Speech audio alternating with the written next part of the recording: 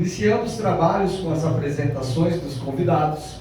Chamo a senhora Josilene Ticianelli Vanuzini Ferrer, que é doutoranda em Ciência Ambiental da Procamp USP, mestre em Ciência Ambiental da Procam USP, pós-graduada em Gestão Ambiental na Unicamp, graduada em Ciências Sociais na USP, experiência em Política Pública e Mudanças Climáticas, observadora das conferências das partes da Convenção do Clima desde 2005.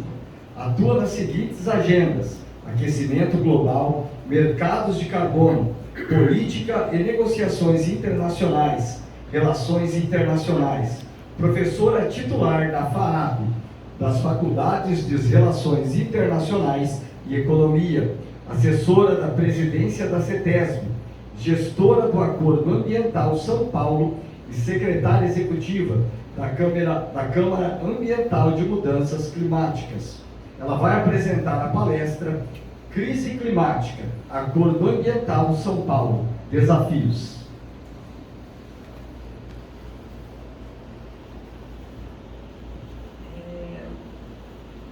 Muito bom dia. É realmente uma imensa alegria estar com vocês. Esse convite aqui vindo dessa ação tão articulada, já bastante longeva das indústrias, realmente é uma imensa satisfação. Quero agradecer o pessoal do CIESP, as empresas e em nome da pessoa do Elber, agradecer pelo convite, muito honroso para a CETESB, farei o meu melhor. Vamos fazer, espero que seja um momento agradável, né? Uma conversa. Se alguém quiser se manifestar no meio, fazer alguma pergunta, alguma intervenção, por favor, a plateia não é tão grande, a gente consegue fazer algo informal, né? Também é uma alegria já ser recebida aqui na chegada pelos colegas da CETESB e realmente é muito bom.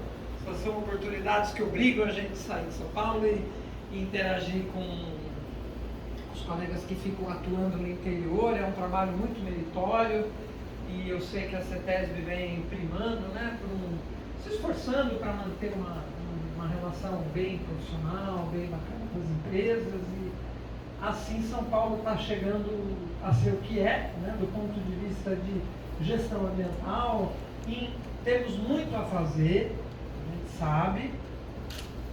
Tem hora que a gente tem um pouco a sensação de que nós estamos enxugando gelo, né? Porque faz, ainda tem a fazer, mas em algumas áreas São Paulo já é referência há muito tempo, e não é só uma ação do governo, é a ação do governo, é um empenho das empresas, então é uma ação em rede, né? Como a gente vem chamando hoje em dia, que chama a atenção do Brasil, né? E até de outros países, porque a gente recebe lá na CETESB bastante delegações que vêm de fora, tentando entender como é que funciona isso aqui em São Paulo, e se essas empresas, essas organizações do exterior não circularem um pouco pelo Estado, não conhecerem como é o nível de excelência das empresas do Estado, também não conseguem entender como é que isso dá certo, né? Então é uma honra estar aqui, muito bom, e vamos em frente. Meus queridos, crise climática.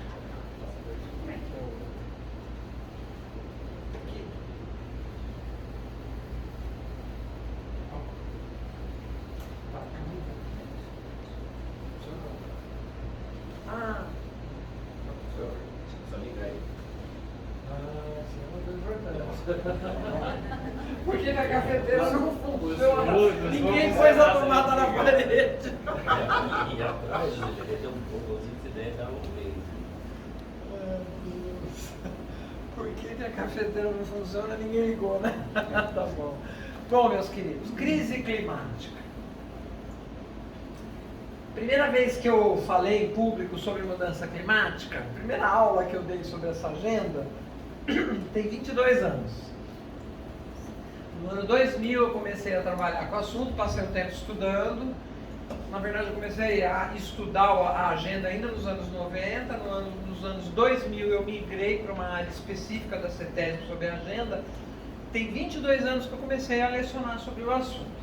E eu me lembro, ainda tenho essas palestras, eu me lembro de um slide que mostrava, há 22 anos atrás, os cenários de aquecimento do planeta. E mostrava no mapa, pintadinho, assim, corzinha amarelinha, laranjinha, vermelhinha, quais seriam os padrões de aquecimento para os próximos 20 anos.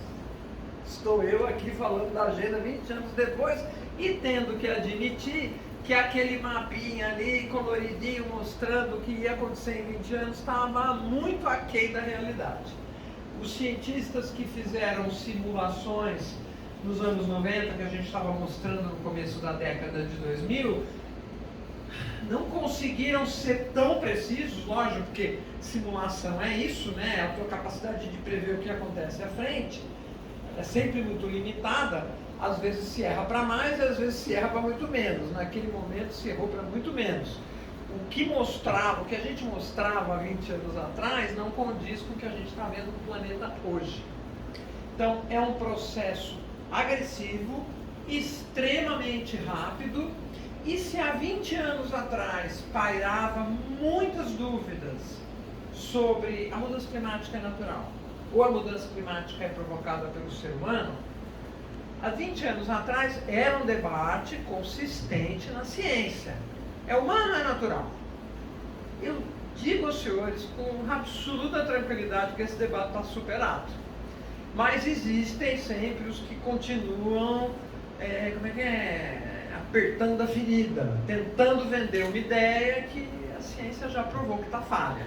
Então, qual é a resposta para essas perguntas? A mudança climática é natural, a mudança climática é antrópica? É sim. Nós estamos vivendo uma era de mudanças naturais. O clima está esquentando há milênios. Porém, como qualquer processo natural, é extremamente lento e levaria provavelmente muitos milênios para a gente notar, porque são frações mínimas de aquecimento do planeta, como já se verificou no passado geológico da Terra. Tivemos ciclos de aquecimento, ciclos de esfriamento. Para azar nosso, ou sorte, não sei, a gente resolveu inundar a atmosfera do planeta há 200, 300 anos, num momento em que o planeta está esquentando, não no ciclo reverso. Então, o que nós estamos fazendo? Nós estamos acelerando brutalmente um fenômeno que seria absolutamente tranquilo, calmo e lento. Levaria milênios para a gente perceber que tinha alguma coisa acontecido no passado. Só que nós estamos acelerando o processo num ritmo nunca visto. Então, os cientistas, olhando para o gelo da Antártida, localizam amostras de gelo de 1 milhão de anos e mais tempo atrás. Essas amostras contêm bolinha de ar. A bolinha de ar analisada em condição de laboratório, megas microscópios eletrônicos conseguem dizer a composição do ar do passado. E nós sabemos que temos mais CO2 presente, gás de efeito estufa presente, na medida que a gente se aproxima do presente. Então, comparando com o passado geológico da Terra. Então, nós temos essa capacidade. Parece que os lodos profundos também são capazes de armazenar dados, as explosões vulcânicas também armazenam memória, mas o gelo é a melhor estratégia de conhecimento. E a gente tem um povo no planeta que é muito interessado em ciência, que são os russos, são absolutamente ligados ao mundo científico.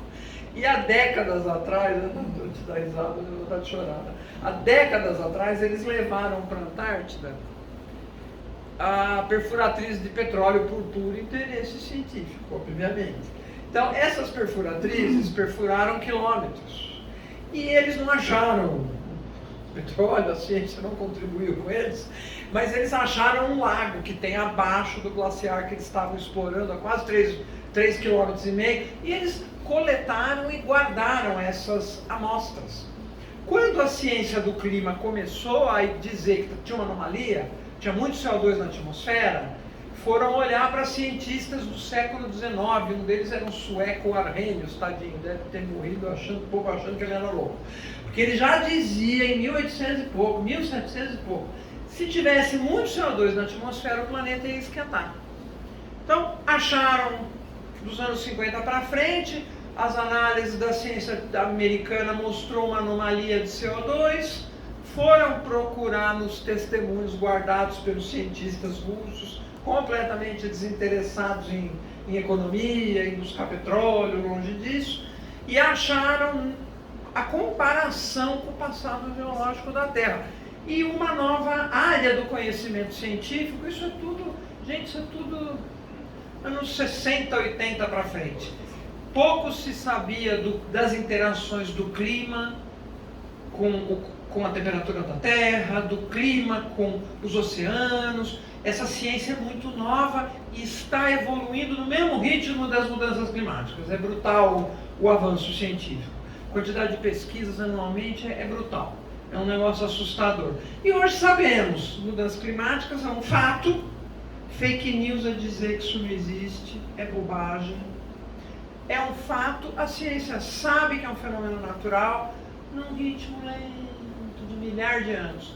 E nós sabemos que o ser humano despejou na atmosfera, tirando o CO2 estocado pelo planeta no subsolo e queimando ele barbaramente em 300 anos, queimando floresta, queimando carvão, nós deslocamos uma substância química que o planeta encapsulou no subsolo e jogamos na atmosfera. O ritmo de exploração do petróleo foi tão brutal nesses últimos 200 anos que vai chegar um momento que nós ainda temos muito petróleo no planeta, mas em condições muito caras de extração. Embaixo de mar gelado, que você tem que esquentar a tubulação para conseguir extrair o óleo. Então vai chegar um momento que nós ainda vamos ter muito petróleo estocado, ele não vai desaparecer, porque ele é alvo de processos de milhões de anos, mas vai ser muito caro extrair. Nós vamos chegar nisso em 200 anos. 200 anos a gente vai chegar bem rápido, 300, vai, em tornar quase que inacessível reservas que o planeta levou milhões de anos para estocar. E olha que coisa contraditória. A economia clássica diz assim: quanto mais inacessível e quanto mais raro é um bem, mais caro ele custa. Está aí a diferença de uma zircônia para um diamante, do vidro para o diamante. A raridade define o preço. Quanto mais puro, o diamante é uma versão do carbono. Quanto mais puro, mais caro. Então, o petróleo, nessa lógica, deveria estar custando centenas de milhares de dólares o barril. E ficou barato, proporcionalmente. Há anos atrás, os cientistas falavam em 200 dólares, subindo o preço, porque ele ia se tornar mais escasso. Só que os produtores de petróleo resolveram subverter a economia clássica. Quanto mais escasso o petróleo for se tornando, num mundo que menos quer consumir petróleo, é melhor vender agora enquanto tem quem quer comprar. O preço cair. Então, está explicado por que o petróleo não custa $1.000, né? Bem raro. Não, vamos vender, estou brincando, $1.000 exagerei. Vamos vender enquanto quem quer comprar, porque existe muita pressão dentro da economia mundial por energias renováveis, as solares estão crescendo barbaramente, os números de venda de placa solar no Brasil são assustadores. Há um tempo atrás o pessoal falava, cresceu 15 vezes, esse 15 dobrou e dobrou e dobrou. Quem está trabalhando com energia solar ri daqui e aqui, ó, de felicidade, de venda, porque a pressão é enorme. Além do que, a tecnologia está aumentando, você consegue instalar placa e gerar energia, e não só esquentar água como era no passado, e consegue ter algum nível de independência em apagões. Eólica a mesma coisa, quem trabalha com renovável é só alegria. Só que os preços do petróleo vão sendo pressionados para baixo num efeito que seria a ideia de retardar a concorrência. Quando o petróleo estiver barato, a concorrência fica viável, porque o sistema de, como é que chama isso? Subsídio ao fóssil é brutal. Eu sou professora, né? Faculdade de Economia e Relações Internacionais, e há um tempo atrás eu estava com uma classe lá muito inimiga das renováveis. Eu falei, vou propor um desafio. vamos estudar a sustentabilidade econômica e ambiental das energias, mas tem que pôr na equação subsídio. Não pode olhar para ela sem subsídio. Bom, resultado, depois de um semestre de briga, a turma dos fósseis teve que se render. Professora, a senhora tem razão. Os fósseis são lucrativos e rentáveis no século XXI, à custa de uma rede de subsídios construída no século passado. Se a gente jogar esses mesmos subsídios para renovável e eles migrarem do fóssil, o fóssil morreu. Agora, nós estamos vivendo a vida normalmente, não sabemos disso e ficamos engolindo essas baboseiras que a imprensa empurra em cima da gente, né? Então, saibam disso, as energias fósseis perderam a sustentabilidade econômica se perderem subsídios. Esse é o mundo do século XXI. Então, a gente está no olho do furacão, num momento em que o mundo está forçando uma transição energética. Primeiro porque a economia, para que vai pagar caro por energia? Você pode ter energia eterna e gratuita, ou quase gratuita, né? É uma coisa para a gente pensar. Para que nós vamos gastar dinheiro público em subsídio, se a gente pode ter renovável nos abastecendo? A gente vive no Brasil, morando em clima que tem menos 20 de inverno. Então, é uma questão para pensar. A pessoa normal está vivendo a vida, não está preocupada com isso, mas os decisores, os tomadores de decisão em empresa já estão abrindo os olhos. A pressão econômica para as renováveis é imensa. Por outro lado, a gente tem um mundo em épocas do ano, principalmente no hemisfério norte, pegando fogo, né? Aí, gente, você passar uma... Eu nem gosto de botar mapa porque tira a graça de falar isso. Se você passar a linha do Equador, tem mais terra para cima ou mais terra para baixo? Para cima, o corajoso ali. Tem muito mais oceano no hemisfério sul.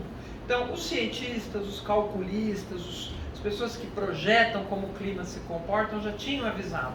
As mudanças climáticas vão ser mais agressivas primeiro no hemisfério norte, tem pouco oceano para absorver calor. O hemisfério sul tem muito mais oceano. Então, os padrões de aquecimento global do hemisfério norte estão sendo brutais. Eu fiz um call para organizar uma reunião com uma brasileira que está na Bélgica. Ela estava há um mês atrás.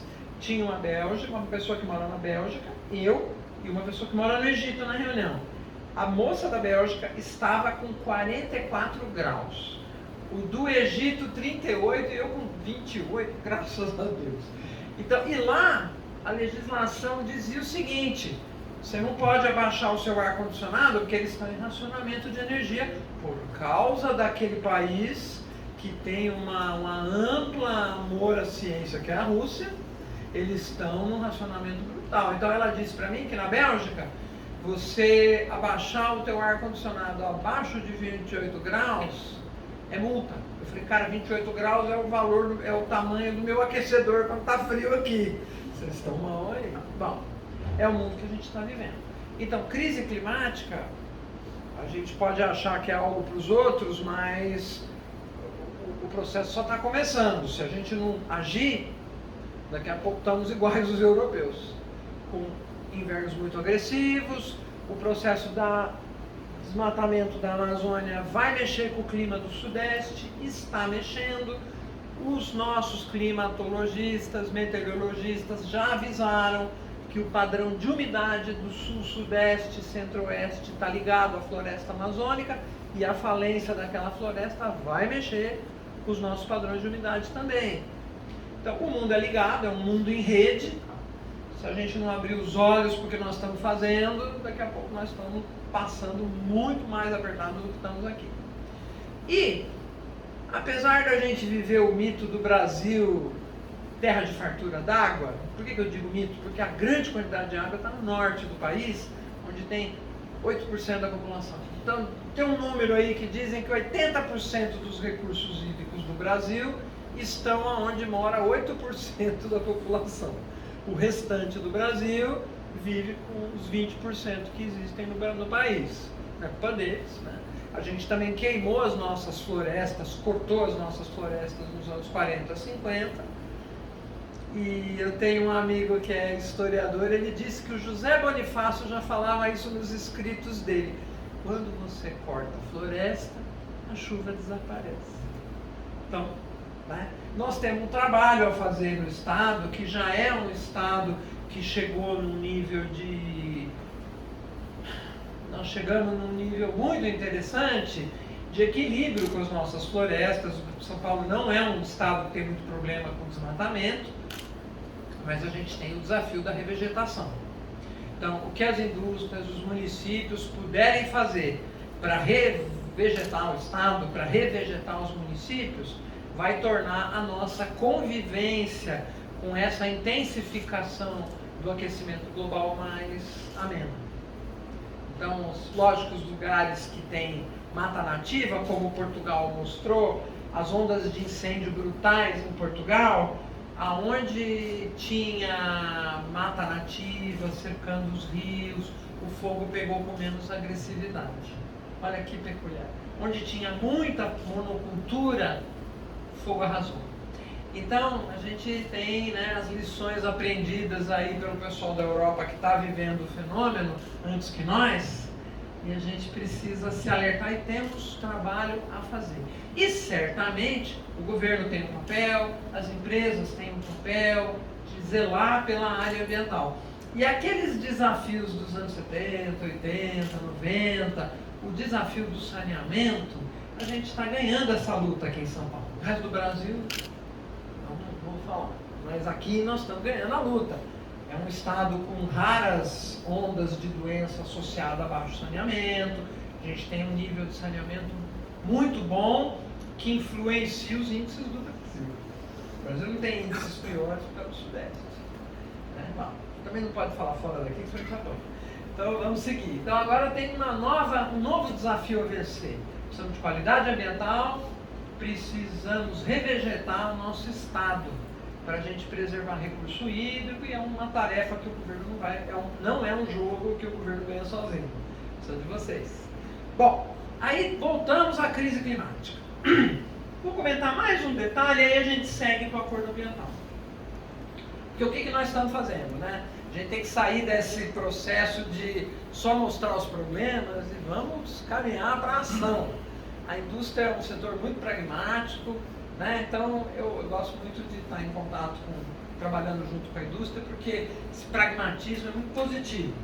A gente sabe o que tem que fazer, vamos fazer, como é que é o plano, como é que vamos agir, vamos parar no plano. Então isso é muito produtivo.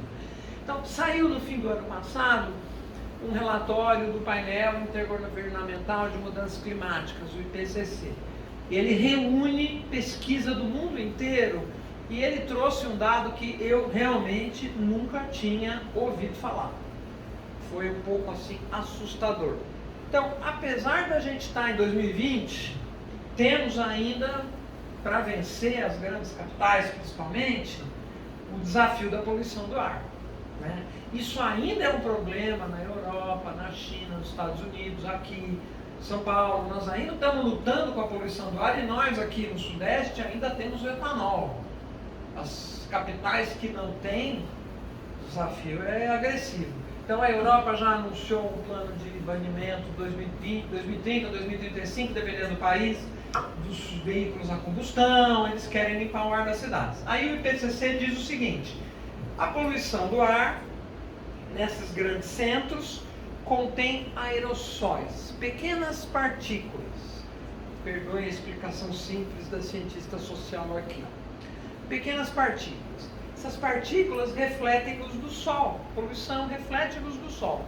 O que significa que essa reflexão da poluição da luz do sol está mascarando o efeito do aquecimento global em 0,5 grau.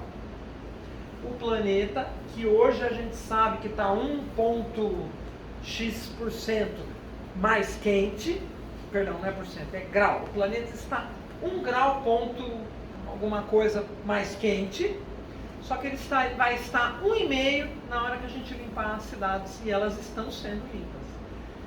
A poluição do ar está mascarando o efeito do aquecimento global. O último relatório do IPCC reuniu pesquisa no mundo inteiro, conseguiram chegar nessa informação. O aquecimento global será maior na hora que a Europa, a China, Estados Unidos implementarem agressivamente políticas de limpar o ar. Quer dizer, o negócio não vai ficar melhor tão rápido.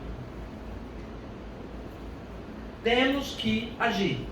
Enquanto a maioria dos países já tem política obrigatória de reduzir gás de efeito estufa, aqui no Brasil a gente ainda está um pouco atrasado, está tendo um delay, vamos dizer como é que se fala hoje, né? Muitas expressões em inglês, um delay com a maioria dos países que já estão enfrentando isso mais seriamente. E, sabendo das dificuldades de uma implementação obrigatória, porque não tem, a lei ainda não está muito clara, precisaria ser no governo federal e não só em São Paulo, a gente tem 27 estados, né? Não adianta a gente ser muito agressivo em São Paulo com a vizinhança toda tranquila, não vamos fazer uma sandice dessa. Então, foi implementada uma ação voluntária mostrando que o mundo mudou mesmo. O comando-controle é importante, mas as ações positivas motivam e trazem uma ação muito interessante. Então, foi criado em 2019 o Acordo Ambiental São Paulo, com 55 indústrias grandes. E a gente achou 55 um número sensacional.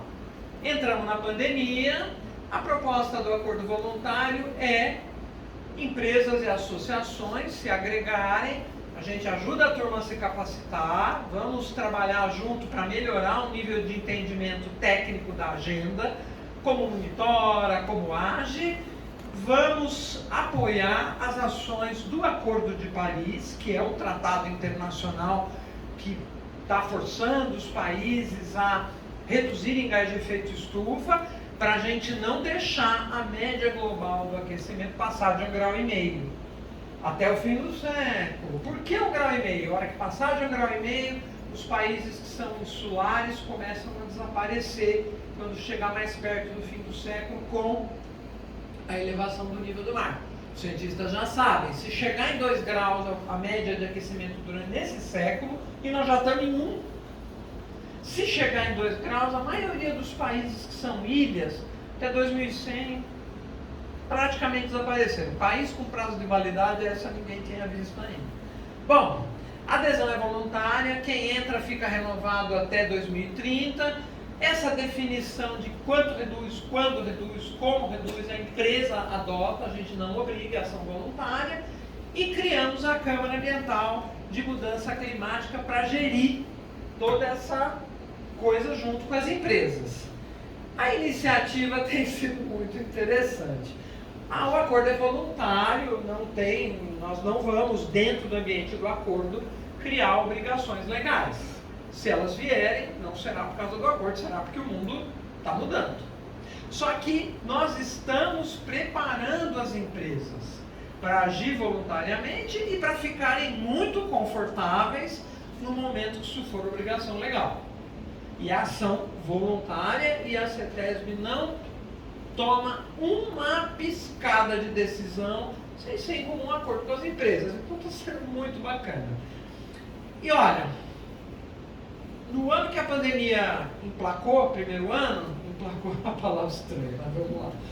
No primeiro ano da pandemia, a gente chegou em 200, eu falei, dobrou 4 vezes, chegamos no limite. No fim do ano já estava em 500, no ano passado dobrou de novo, foi para 1.000 e estamos caminhando para dobrar de novo. Então, são 1.660 aderentes hoje. E chega, porque chega. Então, chegaram grandes redes, a turma do varejo está vindo, as empresas de ponta dos setores estão chegando. Então, por exemplo, assim, eu não tenho centenas de hospitais, mas o Sírio-Libanês chegou e o Einstein chegou. As empresas de ponta estão entrando. E aí o setor vai vindo. Então, a gente está com 1.660 aderentes, o que eu digo que é uma surpresa. Sem fazer um grande esforço, já temos umas 120 prefeituras no acordo, que representam, assim, numa conta meio grosseira, 70% da população do estado. Então aí a gente fez um mapinha mostrando aonde que o acordo já está no estado de São Paulo, ou por prefeitura, ou por aderente, ou por ambos. E a gente não pode notar que a grande maioria das cidades médias e muito mais médias e grandes chegaram a um acordo, Tem pequenininhas que não. São Paulo tem muita prefeitura, são 600, e a grande maioria tem menos de 10 mil habitantes, né? Então, mas a turma está vindo, devagarinho, mas está vindo. Agora, grande parte da população do estado está em município que está ligado ao acordo. Esse processo dos municípios está iniciando. Aqui eu fiz um banner exemplificativo, mas para eu mostrar todas as logos, eu preciso de uns 4 slides hoje em dia. Então tem um aí para vocês darem uma olhada, que todo dia muda. Então a gente tem uma quantidade de empresas bem significativas. Eu tenho microempresa, tenho uma MEI, tenho gigantes, médios, tem até time de futebol. Entrou o Audax de Osasco, grande Audax. Então é um negócio assim, que tem hora que eu nem sei por onde é que as pessoas se interessam, então chegamos. A gente faz reuniões mensais, eu pus mais slides. Então, a gente faz reuniões mensais ou bimensais do acordo, da Câmara Ambiental. A Câmara tem 10 titulares, 10 suplentes, e eu acho que eu nunca fiz reunião com menos de 40 entidades, porque a gente pode convidar como observadores os membros do acordo, vem quem quer, quando quer. Já fizemos reunião com 100 entidades. E eu tenho sempre aproveitado as reuniões do acordo, as reuniões da Câmara, para fazer palestras, mini palestras, né? Então a gente vem debatendo os temas principais, as indústrias vão trazendo os temas, o pessoal do comércio, então estamos debatendo logística reversa, mercado de carbono, conferências internacionais, o que está acontecendo no mercado de carbono mundial, e a gente tem feito um nível de capacitação assim, high level. Eu já tive até o ministro do Itamaraty fazendo palestra para nós, assim, é bacana. E o ambiente é fechado, não sai na mídia, os convidados, aquele clima de Chateau House, né? Aquele clima de, a gente fala aqui, mas fica entre nós, então as pessoas vêm vindo mesmo. Já tive ex-ministros, eu tenho feito um negócio de muito bom nível. Esse é um exemplificativo. Por exemplo, já entrou a ABS São Paulo, que não está aí, tem outros sindicatos que entraram recente, que eu não consegui pôr na imagem. As associações estão vindo, e quando vem uma associação, a gente fica muito contente, porque essa associação está em centenas de associados. Então, esse 1.660 nem representa a realidade do acordo hoje. Nós também, a gente vai tendo as ideias, né? Construir avião voando é assim, você vai tendo as ideias e vai implementando. Então a gente achou que era importante ao acordo ter observadores internacionais, entidades que ajudem, cooperem, que acompanhem o movimento. Então nós fomos convidando algumas entidades.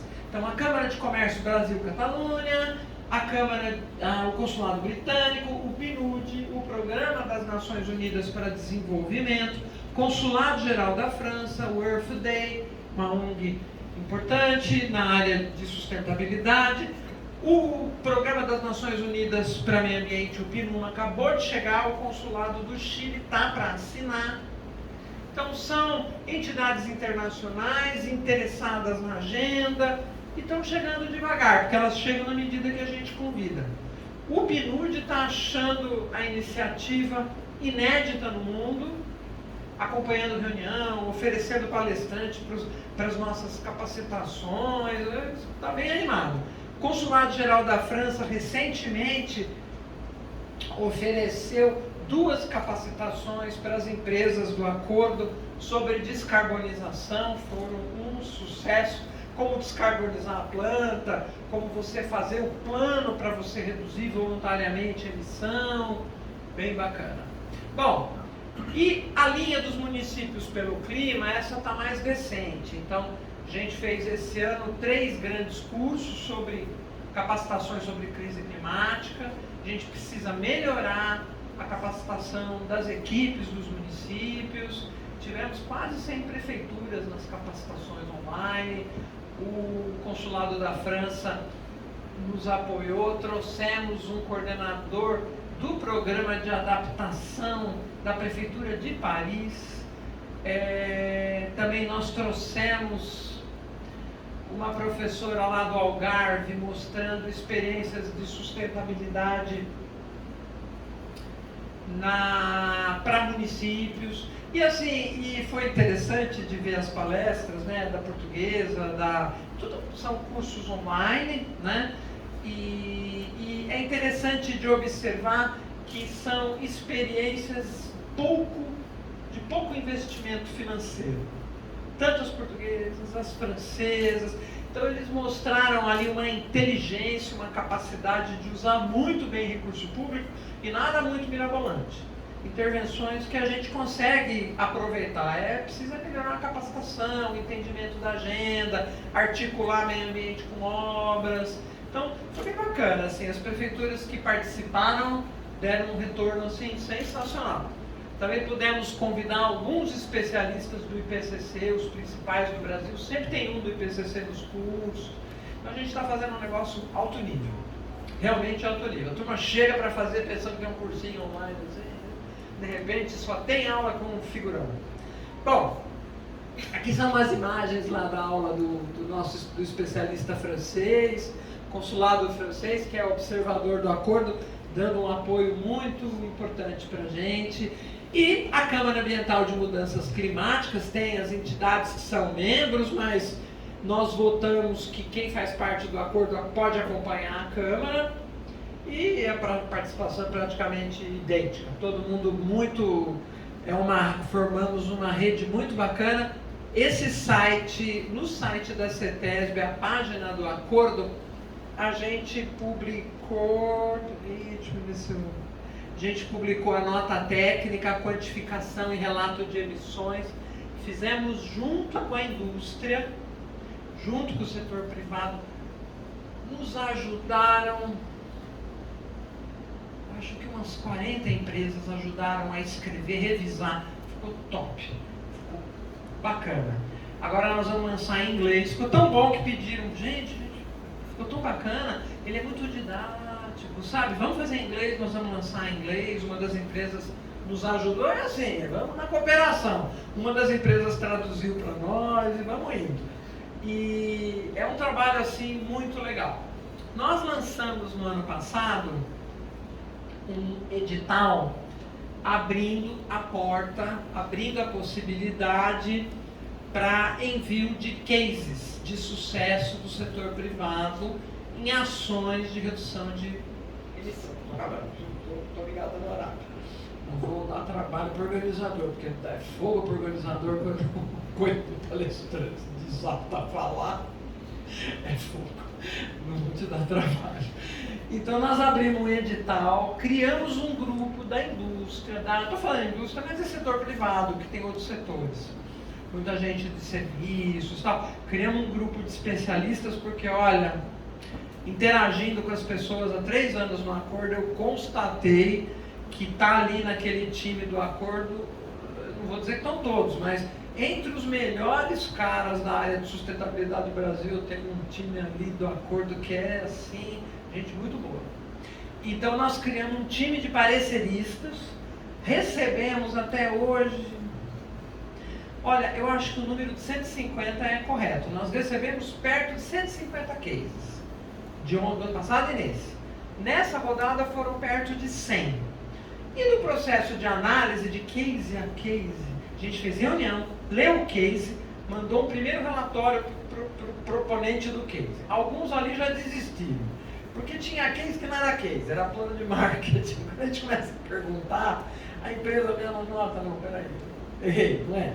Então a maioria a gente nem reprovou, a maioria retira. Quando eles notam que o assunto não está maduro, empresa bacana é assim, né? Você trata com gente de alto nível, você não precisa nem se dar o trabalho de reprovar. Não, peraí, a gente vai revisar. Então muitos revisaram e o processo de seleção continuou e nós aprovamos 56 cases e não foi assim só aprova. A gente pôs os pareceristas para ajudar a empresa a melhorar o assunto. Eu posso dizer que nenhum case foi publicado idêntico como entrou. Ou o texto, ou a comunicação, ou algumas questões até técnicas de aperfeiçoamento. Tal. Então, eu trouxe de presente aqui para o Elber, eu trouxe um exemplar aí para ele, tem um outro e o material é online. Aí a doutora Patrícia Iglesias, presidente da CETESB, lançou o ano passado o desafio. Eu pensei comigo, falei, gente, esse negócio vai ser feito de novo daqui a uns 10 anos, né? Porque foi um trabalho assim. Nós fizemos quase 20 reuniões com 20 especialistas para ler case, depois 3, 4 pareceristas, como um processo de revista científica, né? Avalidando, aí o negócio vai, o negócio vem, o negócio vai, o negócio vem. As empresas, justo está pronto, aí eu falei, não, tem que melhorar. Enquanto o parecerista não aprovar, a gente não aceita. É revisão de terceira parte séria. Nós não vamos publicar texto sem revisão. E a turma topou. Aí lançamos no ano passado no Brasil e lançamos numa reunião paralela durante a COP26 em Glasgow. Então, o pessoal teve a oportunidade, as empresas, de mandar especialistas para fazer a apresentação numa reunião que a gente organizou lá para especialistas lá. Bom, a presidente da CETESB lançou o desafio, vamos fazer a segunda edição ano que vem. Eu falei, Virgem Santa, um ano depois, meu Deus. Bom, abrimos o edital de novo, veio uma enxurrada de ofertas de case, uns 80, 70, mas no processo de avaliação alguns foram caindo. Não estava maduro, a informação estava consistente, quase 40 toparam o processo de aperfeiçoamento e conseguiram atender as demandas dos pareceristas técnicos. Então a gente vai lançar no dia 14 de novembro, na cidade de Sharm el Sheikh, onde está sendo lançado, onde vai acontecer a COP27, vai ser lançado o próximo livro, que é a segunda edição. Então, como os cases são válidos, falei, sacanagem com essas empresas, publicar outro e esse, né, deixar para trás. Então a gente vai republicar os 56 revisados, quem quis revisar, alguns não precisaram, que estavam muito bons. A gente pentelhou eles tanto que o material ficou lindo, mais outro tanto novo que chegou, então vamos lançar os 90 cases de sucesso na agenda ambiental. Então, a ideia é um menu, né? Oferecer ideias, possibilidades. Algumas iniciativas são pequenininhas, algumas muito grandes, cada empresa tem um porte, nenhum case foi desconsiderado por ser pequenininho, médio ou grande, e são iniciativas da indústria para redução voluntária de emissão. E o mais interessante, além de fazer, as indústrias que conseguem, porque nem todo mundo conseguiu chegar nesse ponto, mas muitos cases conseguem calcular com bastante exatidão a contribuição da redução. Então é um esforço, né, de oferecer para a indústria muitos exemplos. E a gente viu a criatividade, o poder de ação das empresas, é bem bacana. E lógico que num processo... Eu desliguei. E num processo desse, não sei como liga a cafeteira aí pra gente. Num processo desse, manda para frente, vai. Vê se você consegue.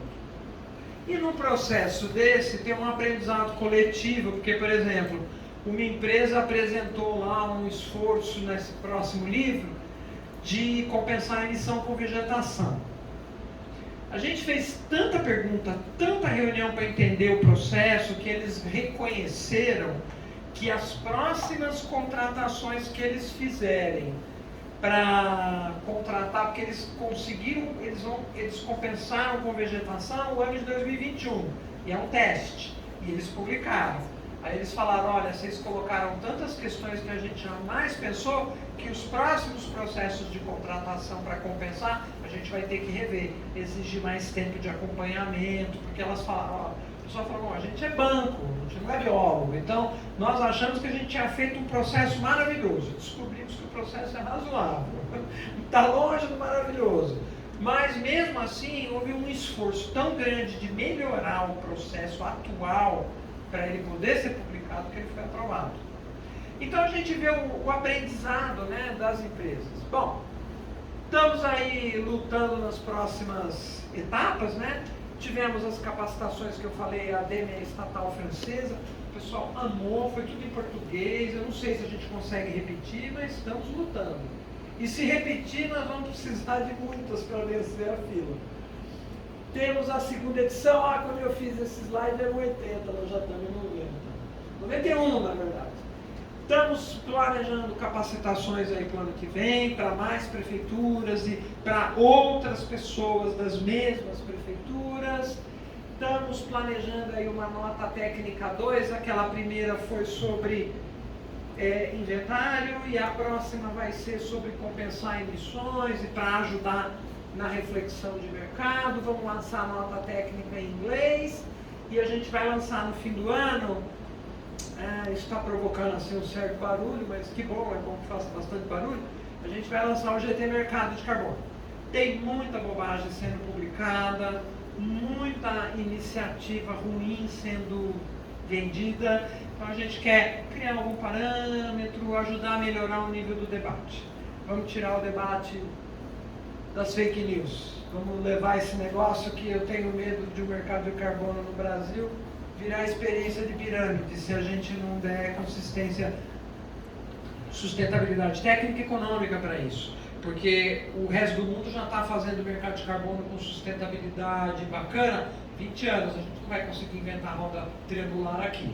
Ela não vai funcionar. Então, a gente quer ajudar tecnicamente, oferecer subsídios. Nós não queremos criar mercado de carbono em São Paulo, porque tem que ser nacional, a gente já sabe disso. Nossa economia é muito boa, mas ela também tem muita renovável. Se você criar um mercado de carbono, você tem que ter CO2 para banir, né? Os países que têm mercado de carbono muito vigoroso estão banindo carvão. Então, o Estado de São Paulo sozinho não consegue criar um mercado. A gente não tem porte de emissão e não vamos emitir para criar mercado de carbono para reduzir a emissão, né? Não é muito inteligente fazer isso. Não vamos sujar para ter que limpar, né? Então, é uma iniciativa nacional, mas a gente quer contribuir para melhorar a consistência técnica do debate. Queridos, estamos aqui. Outro dia eu estava conversando com uma especialista que é assessora do ex-secretário, ex-ministro, professor José Goldberg. Aí ela estava brincando comigo, ela falou: Jorge, nós estamos fazendo tudo isso voluntariamente. Está funcionando talvez até melhor do que se fosse obrigatório, e nós estamos pavimentando a estrada para... Nós não podemos manter a indústria do Brasil completamente descolada das boas práticas internacionais, porque isso pode ser muito duro comercialmente, rapidamente, né? A gente não pode viver no século XX, quando o mundo inteiro está tentando se organizar para chegar no século XXII. Então, a CETESB é uma agência, tem uma história longa, profissionais extremamente lutadores, uma turma competente, e a gente tem uma presidência assim, muito uma mente aberta para o futuro, e estamos fazendo a nossa parte aqui. E só estamos chegando em resultados tão expressivos pelo nível de cooperação que a gente está encontrando, né? E nós já temos números sobre plano de redução de emissão, e nós também estamos... Por que nós não estamos divulgando ainda? Porque a gente quer dar um tempo para as indústrias amadurecerem a informação que elas estão nos dando. E a CETESB recebe desde 2012, dados da indústria. Tem uma lista de 28 setores da indústria que tem que nos dar informação. A gente vem recebendo, é um sistema muito assim, simples, mas muito constante, e a gente já sabe que a emissão industrial está caindo, desde a década passada. Os motivos são muitos: preço de energia, deslocamento de indústria, ramos que migraram. Por exemplo, teve uma grande siderúrgica no estado que fechou, né? Isso mexeu com os dados. As empresas estão buscando alternativas. A gente tem uma emissão de gás de efeito estufa no estado decrescente. A gente já sabe disso. É discreto, mas efetivo. Mas os dados logo vão virar público, vocês vão poder se divertir aí analisando. Queridos, grata por tudo.